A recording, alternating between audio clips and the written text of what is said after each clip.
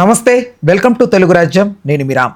పిఠాపురం నియోజకవర్గానికి సంబంధించి మల్లాం అనే గ్రామంలో ఒక దళిత యువకుడు కరెంట్ రిలేటెడ్గా పనిచేస్తూ ఉంటే అయితే అతను మరణించడం జరిగింది. ఆ మరణానంతరం అతనికి న్యాయం జరగాలంటూ ఆ ఊరి వాళ్ళు, ఆ సామాజిక వర్గానికి చెందినటువంటి వాళ్ళందరూ కూడా నిరసనలు వ్యక్తం చేస్తుంటే, మీరు ఊర్లో నిరసనలు వ్యక్తం చేయకూడదని అగ్రకులాల వాళ్ళందరినీ బహిష్కరించడం జరిగింది.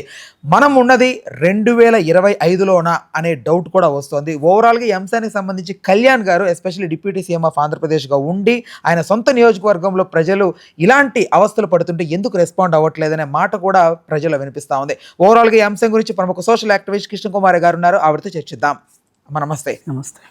కళ్యాణ్ గారు, ఎందుకు ఇట్లా డిప్యూటీ సీఎం ఆఫ్ ఆంధ్రప్రదేశ్గా ఉండి మరి ఆయన నియోజకవర్గం రిలేటెడ్గా ఉన్న ఏరియాలో ఎందుకు ఆయన ఎంత జరుగుతున్నా ఎందుకు రెస్పాండ్ అవ్వట్లేదు? ఆయన ఈ కాలంలో ఏంటమ్మా ఈ కులాలు ఇంత ఇదిగా దారుణంగా? ఇంతకుముందు ఒకసారి నేను ఇదే టాపిక్ వస్తే మీరు నాతో వాదించారు. ఈ రోజుల్లో ఎక్కడమ్మా? ఈ రోజుల్లోనే కాదండి, నియర్ ఫ్యూచర్లో కూడా, రాబోయే రోజుల్లో కూడా ఇది కొనసాగుతుంది. ఎందుకు కొనసాగుతుంది అంటే రాజ్యాంగబద్ధమైన పరిపాలన మన భారతదేశంలో జరగట్లేదు కాబట్టి. ఒకప్పుడు గాంధీ గారు హరిజనోద్ధరణ ఉద్యమానికి శ్రీకారం చుట్టి అంటరానితనము మహాపాపము, అంటరానితనం ఉండటానికి వీల్లేదు, అస్పృశ్యతకి వ్యతిరేకంగా పోరాటం చేస్తే, అలాగే ఇదే పోరాటాన్ని అంబేద్కర్ గారు కూడా చేశారు. అసలు అంబేద్కర్ గారు అంత దృఢ నిశ్చయం రావడానికి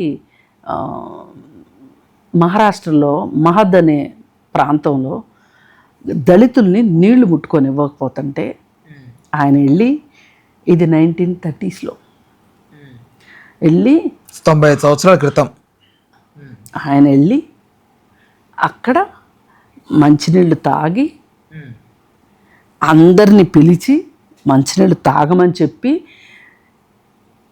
సహజ వనరుల మీద ఏ కులాలకి ఏ మతాలకి హక్కు లేదు అని ఆయన బహిరంగంగా ప్రకటించారు.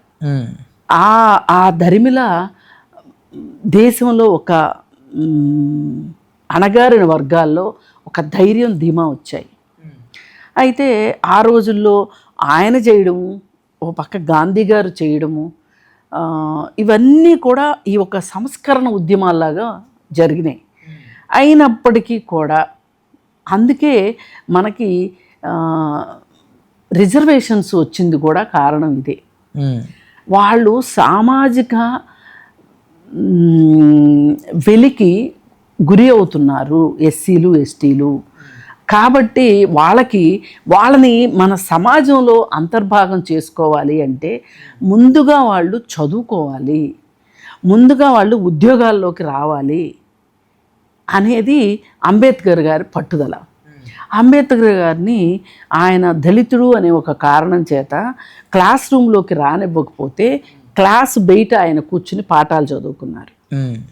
అంటే ఆ రోజుని నుంచి ఈ రోజు వరకు కూడా చూసుకుంటే ఇంత పరిణామ క్రమంలో కూడా చాలా వరకు మారింది అని మనం అనుకుంటున్నాం.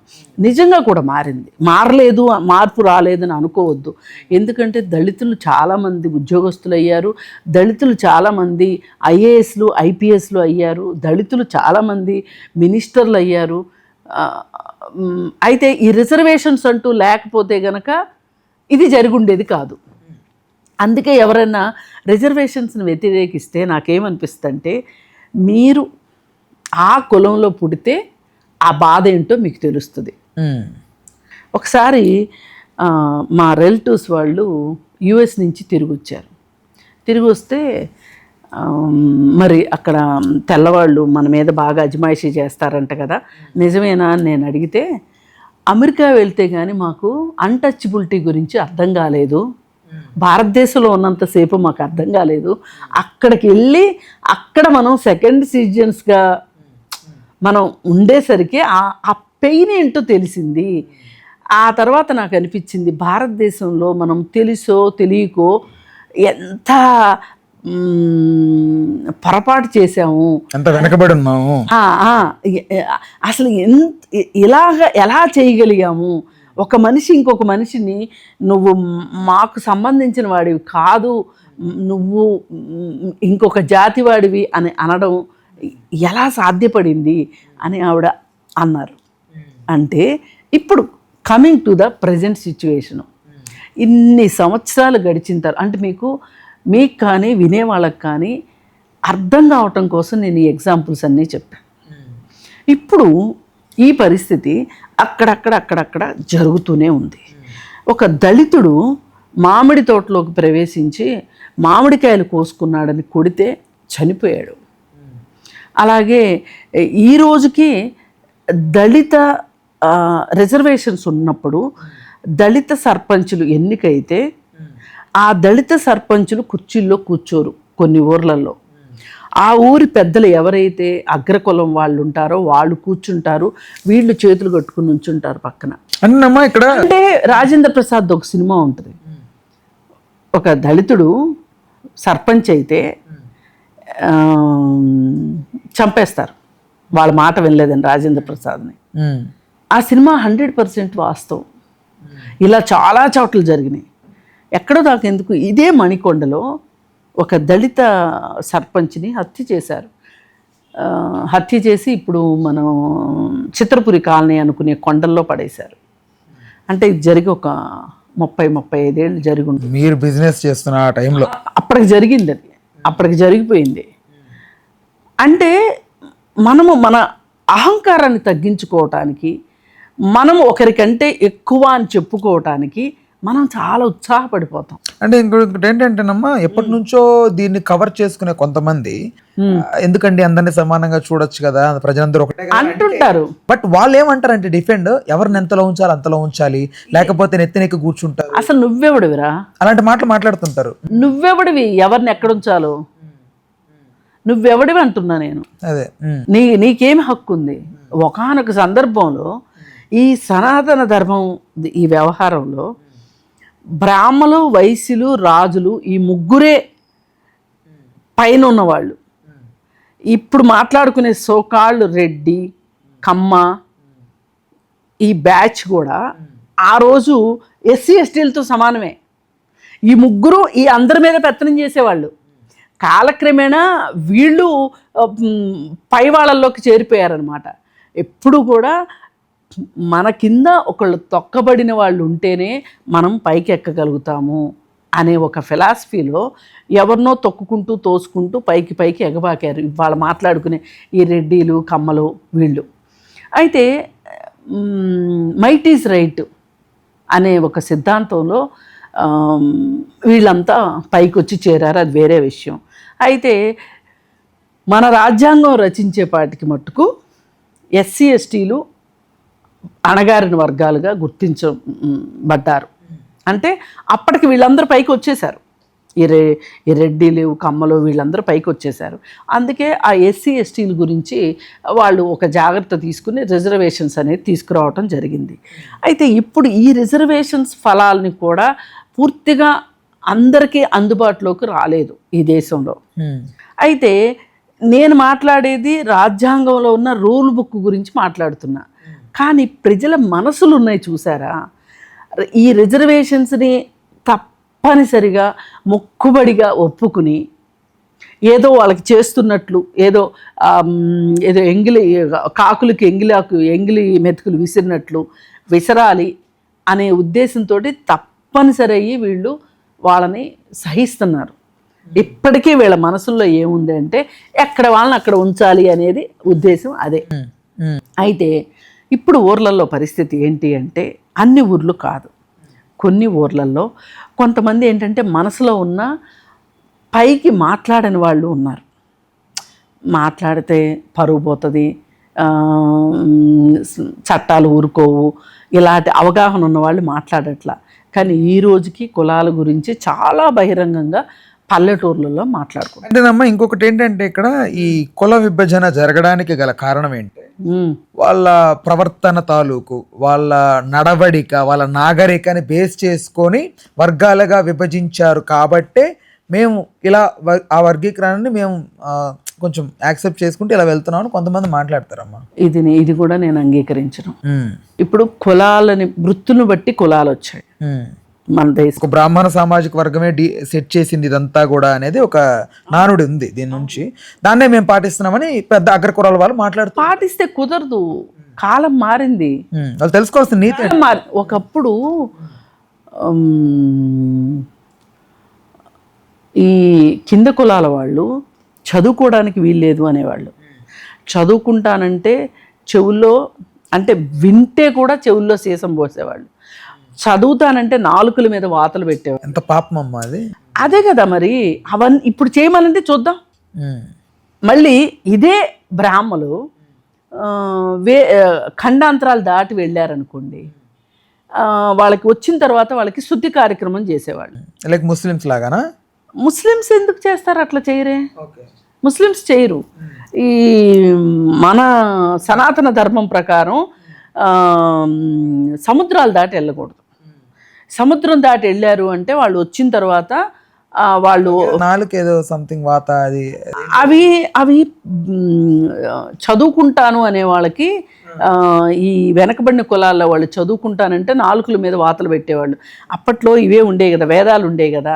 వేదం చదవడానికి వీలు లేదు తక్కువ కులం వాళ్ళు. అలా వచ్చింది అది. వింటాను అంటే చెవుల్లో సీసం పోసేవాళ్ళు.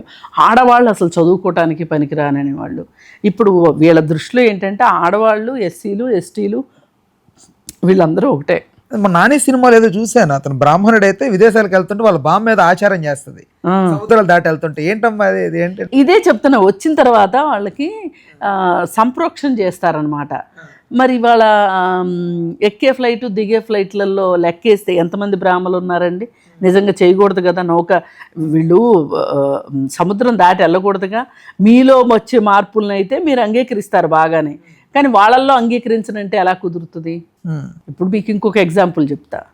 డొక్కా సీతమ్మ గారని ఉండి ఆవిడ. అవును అవును. ఆవిడకి గన్నవరం. ఆవిడ గన్నవరం కాదండి, అన్నదానాలు చేసేది ధవళేశ్వరం దగ్గర. గంగపర్రో ఏదో ఉంది ఒక ఊరు, కాకరపర్రో ఏదో ఉంది ఒక ఊరు. ఆ ఊరు అనమాట ఆవిడది. ఆవిడ ఆ ఊరు వచ్చిన ప్రతి వాళ్ళకి అన్నం వండి పెట్టేది. అయితే ఈవిడ సేవల్ని గుర్తించి ఇక్కడ కలెక్టర్ గారు లండన్ రాణి గారికి చెప్తే, ఎవరు ఆవిడ, అంత గొప్ప ఆవిడని లండన్ పిలిపించండి, ఆవిడకి అవార్డు ఇద్దాము అని చెప్పి అంతా రెడీ చేస్తే, ఈవిడ లేదు నేను ఖండాంతరాలు సముద్రాలు దాటి నేను రాను, వస్తే నా కులం నన్ను వెలివేస్తుంది అంటే అప్పుడు ఆవిడ ఫోటోకి సన్మానం చేశారు లండన్లో.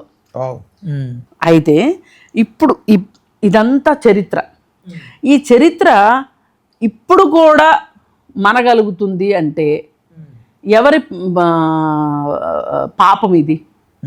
సోకాళ్ళు పాలకుల పాపమే. ఇప్పుడు బీజేపీ వచ్చిన తర్వాత ఇంకొంచెం కాళ్ళు ఎక్కువైపోయినాయి. ఇప్పుడు పవన్ కళ్యాణ్ గారు నేను తీసుకుంటే ఆయన చెగువేరా శిష్యుడిని అని చెప్తాడు. అసలు చెగువేరా ఏ కులం అండి? చెగువేరా కులం ఉందా? మతంగా తీసుకుంటే ఆయన క్రిస్టియానిటీలో పుట్టాడు, కానీ క్రిస్టియానిటీని ఆచరించాడు అని అయితే నేను అనుకోను. అసలు అంత మతాన్నే ఆచరించేవాడైతే గనక అంత స్థాయి ఉద్యమం చేయగలిగేవాడు కాదు.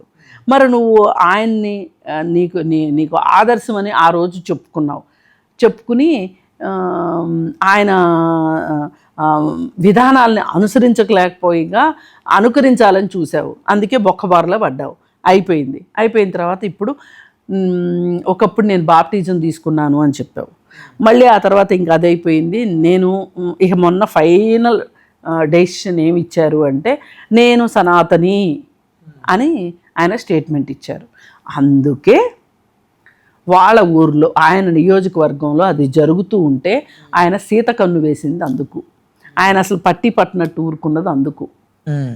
ఈ రోజుల్లో వెలివేయడాలు, నీళ్ళు ఇవ్వనంటాలు. అది వాళ్ళు ఒక టిఫిన్ సెంటర్కి వెళ్తే అక్కడ వీడియో సీక్రెట్గా తీసాడు అతను, దళితుడు. టిఫిన్ ఉందా అంటే లేదంటాడు. ఎవరికి లేదు? మాకు లేదా? మాకు ఇవ్వద్దన్నారా అంటే అవును అంటున్నాడు. అది ఏంటి ఇప్పుడు 2025లో అది పిఠాపురం నియోజకవర్గం. మీరు ఎందుకండి 2 గ్లాసుల వ్యవహారం ఉంది ఇంకా తెలుసా? అంటే 2 గ్లాసుల వ్యవహారం అంటే హోటల్కి వెళ్తే మట్టి పిడతల్లో అగ్రకులాల వాళ్ళకి ఇస్తారు, అది తాగేసి పడేస్తారు. మామూలు కప్పుల్లో ఇస్తారు, అది ఎస్సీ ఎస్టీలకి మామూలు కప్పుల్లో ఇస్తారు. అది అది ఎంగిలి అనమాట.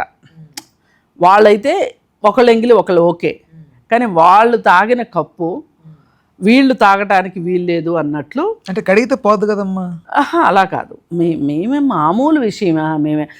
అదే మరి ఈ దుర్మార్గులు హైదరాబాద్ సిటీలోకి వచ్చి స్టార్ హోటల్కి వెళ్తే, స్టార్ హోటల్లో ఏ కప్పు ఎవరు తాగారో ఎవరికి తెలుసు. అక్కడ కూడా మట్టి పిడతలు పెడుతున్నారా మరి స్టార్ హోటల్లో? మరి వీళ్ళ పిల్లలు అమెరికాలు అది వెళ్తున్నారు కదా, అమెరికా వెళ్తుంటే అమెరికాలో ఏం జరుగుతుందో మీకు తెలుసా? అసలు ఈ శాంసంగ్ ఫోన్ కనిపెట్టినోడు ఎవడు? ఈ సనాతనవాదులు, కేవలం సనాతనవాదులు తయారు చేసినవి వాడుకోవాలి అంటే వీళ్ళు ఫోన్ వాడకూడదు, వాళ్ళు ఈ ప్యాంట్లు షర్ట్లు వేసుకోకూడదు, ఈ గడియారాలు పెట్టుకోకూడదు, ఈ సోకాళ్ళు కంప్యూటర్లు వాడకూడదు, ఏమీ వాడకూడదు. నూలు వణికిన గాంధీజీలాగా వణికిన కద్దరు వేసుకుని తిరగాలి వీళ్ళు, నా పిలకలు పెట్టుకొని తిరగాలి, షూలు వేసుకుంటానికి వీలు లేదు. మరి అవన్నీ చేస్తారా ఇప్పుడు? ఈ సనాతనవాదు, నేను సనాతని అని చెప్పే ఈ సనాతన చెప్తాడా? ఎంత దారుణం అమ్మా ఇదంటే. మామూలు దారుణం కాదండి. నేను ఇక్కడ చెప్పాను కదా 2 గ్లాసుల వ్యవహారం అన్నట్లు, ఆంధ్రప్రదేశ్లో కూడా కొన్ని చోట్ల రిమోట్ విలేజెస్లో ఇది జరుగుతుంది.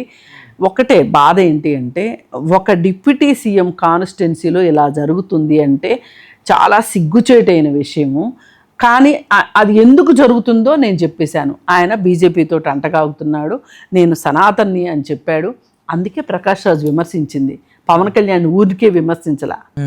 అది ఇప్పుడు పవన్ కళ్యాణ్ ఉద్దేశం ఏంటి అంటే, ఏది ఏమైనప్పటికీ కూడా నేను బీజేపీ వాళ్ళ వాత్సల్య దుఃఖుల నుంచి నేను తప్పించుకోవడానికి వీల్లేదు, వాళ్ళ గుడ్ లుక్స్లోనే నేను ఉండాలి, ఉంటేనే ఎప్పటికైనా ఆంధ్రప్రదేశ్కి సీఎంను అవ్వాలి నేను అనే ఒక దృఢ నిశ్చయంతో ఆయన ఉన్నాడు. కానీ ఒక్కటి చెప్తున్నాను, నువ్వు సీఎం అవటం కాదు కదా, మొన్న తెలుగుదేశంతో పొత్తు లేకపోతే గనక మీకు బీజేపీకి ఈ సీట్లు వచ్చేవి కాదు. ఇది ఇది ఇది గుర్తుపెట్టుకో. తెలుగుదేశానికి బలమే జనసేన అన్నట్టుగా ఎవ్వరు చెప్పారు? ఎవ్వరు చెప్పలే. అక్కడ యాంటీ ఇన్కంబరెన్స్ వచ్చింది. దాన్ని పూర్తిగా ఈ పొత్తు లేకపోయినా చంద్రబాబు నాయుడు గారు క్యాష్ చేసుకోగలిగేవాళ్ళు. నేనేదో తెలుగుదేశం మీద అభిమానంతోనో ఇంకోటి మాట్లాడట్లేదు. అసలు బూత్ మేనేజ్మెంట్ చేసుకోవడం వీళ్ళకి ఎలా చేతావు? జనసేనకి ప్రతి ఊర్లోనూ శాఖ ఉందా? లేదు. అసలు వీళ్ళు బీజేపీకి ఉందా? లేదు. ఆంధ్రప్రదేశ్లో వీళ్ళిద్దరూ ఒంటరిగా పోటీ చేస్తే కూడా జరిగే పని కాదు. అసలు వైసీపీ గెలిచిందంటే కూడా కారణం ఏంటనుకుంటున్నారు? పాత కాంగ్రెస్ వాళ్ళందరూ వైసీపీలోకి వెళ్ళారు కాబట్టి ప్రతి ఊర్లోనూ పాత కాంగ్రెస్ వాళ్ళు వైసీపీలోకి వెళ్ళబట్టి గ్రామ శాఖలు పదిలంగా ఉన్నాయి. ఇవాళ వన్స్ జగన్మోహన్ రెడ్డి లేడు అని తెలిసిన రోజున అక్కడ కాంగ్రెస్ పార్టీ బలపడుతుంది. పాత వాళ్ళందరూ మళ్ళీ కాంగ్రెస్లోకి వచ్చేస్తారు. వాళ్ళు బీజేపీలోకి వెళ్ళి మనగలగలేరు, తెలుగుదేశంలోకి రాలేరు, జనసేనలోకి వెళ్ళలేరు. ఇప్పుడు అక్కడ ప్రత్యామ్నాయం లేక కాంగ్రెస్ వాళ్ళందరూ నోట్లో గుడ్డలు పెట్టి కూర్చున్నారు అక్కడ. అది పరిస్థితి. అందుకని ఈయన బీజేపీ లేకపోతే నేనేమైపోతాను అనే భయంలో బీజేపీ చంకలో కూర్చోవాలన్న ఉద్దేశంతో బీజేపీ విధానాలను ఈయన ఫాలో అవ్వాలని చూస్తున్నాడు. అందుకే నేను సనాతని అని చెప్పి గగ్గోలు పెడుతున్నాడు. ఈ సనాతనికి మరి కేవలం బ్రాహ్మణులను కమ్మవాళ్ళు రెడ్లు ఓట్లు వేసేస్తేనే అయిపోతుందా? ఎస్సీ ఎస్టీలు ఓట్లు వేయలేదా ఈయనకి? రేపొద్దున వేయకపోతే ఎవరోట్లతో గెలుస్తాడు ఈయన? అసలు సొసైటీలో ఈరోజు మాదిగ అలాగే గిరిజనులు వీళ్ళు ఈ ముగ్గురు ఎస్సీ ఎస్టీలు వీళ్ళ ఓటింగ్ శాతం ఎంత ఉంది? బీసీలు ఓటింగ్ శాతం ఎంత ఉంది? అగ్రకులాల ఓటింగ్ శాతం ఎంత ఉంది తీస్తే బీసీలు ఎస్సీలు ఎస్టీలు ఓటు వేయకపోతే ఎవ్వరూ గెలవరు. ఆఖరికి చంద్రబాబు నాయుడు గారు కూడా గెలవరు. ఇన్ని చెప్తున్న మోడీ గారు కూడా గెలవరు. అందుకోసం ఏంటి అంటే ఆయన కూర్చున్న కొమ్మని ఆయనే నరుక్కుంటున్నాడు. నాకు బీజేపీ అండ ఉంది కదా, బీజేపీ అండ ఉంది కదా అని. ఆ అండ అన్నిసార్లు పనిచేయదు. నీకు ఇవాళ ఏదో డిప్యూటీ సీఎం అవడానికి అవకాశం వచ్చింది, కానీ రేపు పొద్దున్న తెలుగుదేశంతో పొత్తు లేకపోతే నువ్వు ఎమ్మెల్యేగా కూడా గెలవలేవు. అందరినీ కలుపుకుపోయేలాగా ఉండాలి. నువ్వు ఆ నియోజకవర్గం ఎమ్మెల్యేవి అంటే ఆ నియోజకవర్గంలో ఉన్న మనుషులకే కాదు, జీవజాలానికి, జంతుజాలానికి, ప్రకృతి వనరులకు కూడా నువ్వు ఎమ్మెల్యేవే. అంటే ఇప్పుడు అక్కడ కాపాడాల్సిందే. అదేనమ్మా, అక్కడ జరుగుతుంది ఆయనకి తెలియకుండా అయితే ఉండదు 100%. ఎందుకు తెలీదు, తెలుసు. బట్ తెలిసినా ఎందుకు ఆయన రెస్పాండ్ అవ్వట్లేదని అదే చెప్తున్నా కదా, ఆయన బీజేపీకి బానిసైపోయాడు. నేను సనాతన్ని అని చెప్పుకున్నాడు కదా, ఆ గుడిమెట్లు గడిగాడు పంచెగ్గట్టేసి. ఈయన ఆహార్యం మొత్తం మారిపోయింది. ఎందుకు చేస్తున్నాడు? ఎవరి కళ్ళల్లో ఆనందం చూడడానికి చేస్తున్నాడు ఇవన్నీ. అసలు ఆయన రోడ్ మ్యాప్ ఆయనకు బాగా క్లియర్గా ఉందండి. ఒకప్పుడు చెప్పాడుగా, నాకు ఇంకా రోడ్ మ్యాప్ రాలేదు హైకమాండ్ నుంచి అని. ఇప్పుడు రోడ్ మ్యాప్ కరెక్ట్గా వచ్చింది. ఆ రోడ్ మ్యాప్ ఏంటంటే సనాతనం. అందుకని దాని నుంచి ఆయన డీవియేట్ అవ్వాలనుకోవట్లే. దీని ఓవరాల్గా సొల్యూషన్ ఎట్లా అమ్మా? సొల్యూషన్ ఏం లేదండి. ఆయన భ్రమల్లో ఆయన ఉండేవ్వండి. రేపు పదవి పోతే కానీ తెలియదు ఆ ఎస్సీ ఎస్టీలు అంటే ఏంటో, అలా ఇదేంటో తెలిసి వస్తుంది. అంటే ఇప్పుడు పిఠాపురంకి కొండంత అండగా ఉంటాననుకుంటున్న ఎవరైతే ఈ వర్మ గారు ఉన్నారో, బట్ ఆయన కూడా ఎందుకు దీన్ని వదిలేశాడు? అంటే ఇప్పుడు రాయి రాచుకుంటుంటే వచ్చే నిప్పు ఆనందం కోసమా ఎట్లా? చేయనివ్వండి. ఎన్ని తప్పులు చేస్తారో చూస్తూ ఉన్నాడు ఆయన. ఆయన్ని వాడుకుని టిష్యూ పేపర్ కంటే హీనంగా చేసి పెట్టారు. అసలు వర్మ గారికి ఉన్న రాజకీయ పోరాట పటిమ కానీ, రాజకీయంగా ఆయన చాలా తెలిసినవాడు, రాజకీయం తెలిసినవాడు, ప్రజల్లోకి చొచ్చుకుని వెళ్ళినవాడు. ఒకప్పుడు ఇండిపెండెంట్గా పోటీ చేసి గెలిచిన ఆయన కదండి. ఆయనకి నువ్వు పోటీ చేసి 2 చోట్ల పోటీ చేసి 2 చోట్ల ఓడిపోయి నీకు వర్మ గారికి ఏంటి అసలు ఏమన్నా సంబంధం సాపత్యం ఉందా? అలాంటి ఆయన కూడా ఈరోజు ఈ సమయం నాది కాదు అని చెప్పి వెయిట్ చేస్తున్నాడు వర్మ గారు. ఆయనకి ఒక రకంగా చంద్రబాబు నాయుడు గారు కూడా అన్యాయం చేశారని చెప్పొచ్చు వర్మ గారికి. వర్మ గారు లాంటి నాయకుడిని వదులుకోకూడదు. ఆ పిఠాపురం ప్రజల దురదృష్టం వర్మ గారు లాంటి ఆయన వాళ్ళకి నాయకుడిగా, అంటే వాళ్ళ ప్రజాప్రతినిధిగా లేకపోవటం. అదే ఆయన కానీ ఎమ్మెల్యే అయ్యి ఉంటే కనుక ఇలాంటిదైతే జరిగేది కాదు. జరిగినా ఆయన చూస్తూ ఊరుకునేవాడు కాదు. జరగకుండా ఉండవు, కానీ జరగకుండా ఉండాలని కోరుకుందాము. జరిగినప్పుడు యాక్షన్ తీసుకోవాల్సిందే ఖచ్చితంగా. ఎందుకు యాక్షన్ తీసుకోలేదు నువ్వు ఈ రోజుకి అసలు అంత చేస్తున్న రాజకార్యాలు ఏంటి? నీ కొడుకు బాగాలేదంటే టక్క వెళ్ళి సింగపూర్ వెళ్ళి కొడుకుని తీసుకొచ్చుకున్నావు కదా. ఏం దళితులు అలా అనిపించట్లేదా నీకు? దళితులు ఏం పాపం చేశారు? వాళ్ళు వెలివేస్తారా? ఈ ఆధునిక కాలంలో వెలివేయడం ఏంటండి? అది ఎంత మూర్ఖత్వం అసలు! ఎక్కడున్నారు మీరు అసలు? నేను చెప్తున్నా కదా ఇందాక, శాంసంగ్ ఫోను ఈరోజు ఇక్కడ ఎవరైతే అనుకుంటున్నామో వాళ్ళకి సంబంధించిన వాళ్ళు నమ్మే దేవుడు, వాళ్ళది నమ్మే దేవుడు ఒకటే. ఇక్కడ భారతదేశంలో హిందూ మతం ఆచరించే వాళ్ళు ఆచరిస్తూ ఉండవచ్చు, కానీ ఇప్పుడు మీరు లెక్కేసేది వాళ్ళని వీళ్ళని ఒకటనే కదా మీరు లెక్కేస్తారు. ఇందాక మీరు అన్నారు వాళ్ళ తెలివితేటలను బట్టి, వాళ్ళ ఆ నడవడికని బట్టి. అంటే అప్పటి నుంచి ఎప్పటి నుంచో కొంతమంది చెప్పుకుంటూ వచ్చారు. నేను అండి, ఇప్పుడు మీరు ఒక పై కులంలో పుట్టి మీరు చిన్నప్పటి నుంచి ఎంతో కొంత బాగా సౌకర్యాల్లో తులతోగకపోయినా కానీ మీకు ఎంతో కొంత ఒక సోషల్ క్యాపిటల్ ఉంది. సోషల్ క్యాపిటల్ ఉంది. ఈ సోషల్ క్యాపిటల్ తోటి మీకు మీ తాలూకు వాళ్ళు ఎవరో సిటీలో ఉంటారు, మీరు సిటీకి వస్తారు, వాళ్ళు ఉద్యోగం ఇస్తారు, మీదంతా ఇలా నడిచిపోతూ ఉంటుంది. విపరీతమైన సంపదలు లేకపోవచ్చు, కానీ మీకు ఎంతో కొంత ఒక సోషల్ క్యాపిటల్ ఉంది. ఈ సోషల్ క్యాపిటల్ లేని వాళ్ళు ఈ రిజర్వేషనే లేకపోతే వాళ్ళు అలానే ఉండిపోయేవాళ్ళు. వాళ్ళ అలా ఉంచి ఉంచి ఉంచి ఉంచి అవును నువ్వు చెప్పులు కుట్టు, తరతరాలు వాళ్ళు చెప్పులు కుడుతూ వచ్చారు. దాని నుంచి వాళ్ళు అందులో నుంచి ఎవరైనా ఒకళ్ళు చదువుకుని బయటకు వచ్చినప్పటికీ కూడా వాళ్ళు ఇంకా రిజర్వేషన్ ద్వారా వచ్చాడు అంటే ఆఫీసుల్లో ఇంకా స్టిగ్మా ఉంది, వీడు రిజర్వేషన్ క్యాండిడేట్ అని మాట్లాడతారు. పని సరిగా చేయకపోతే రిజర్వేషన్ ద్వారా వచ్చాడు అంటారు. ఇలాంటివన్నీ ఇది చాలా పెద్ద సముద్రం లాంటి సబ్జెక్ట్ అండి. అంటే చాలా మంది అమ్మా ఇప్పుడు ఎవరన్నా ఇంటర్ కాస్ట్ మ్యారేజ్ అది చేసుకున్నా, ప్రేమించిన ఇదికి చేసుకున్నా కూడా పైకి ఎంకరేజ్ చేసినట్టే ఉంటారు కానమ్మా, పొడిసేవాళ్ళు పొడుస్తూనే ఉంటారు వెనక నుంచి. అది ఎందుకు, అది ఎప్పుడు మారుతారు మరి? ఇప్పుడు ఆ మారని వాళ్ళ తాలూకు జాడ్యమే పిఠాపురంలో జరిగింది. మనం ఆ కులంలో ఇప్పుడు ఎవ్వరు కూడా ఏ కులంలో పుడతాం అనేది చాయిస్ ఉండదండి, అవునా? పుట్టుక చాలా యాదృచ్ఛికం. ఈ యాదృచ్ఛికంగా పుట్టిన దానికి ఓ భుజాల మీద భుజకీర్తులు, తలకేమో కొమ్ములు, సహజ కవచకుండలాలు వేసుకుని పుట్టినట్టు ఫీల్ అయిపోతుంటారు. ఈ కులము, ఈ మతము ఇవన్నీ చూపించుకొని నీ పుట్టుక ఒక పెద్ద యాక్సిడెంట్. ఎంచుకుని పుడతామా? పుట్టాం కదా.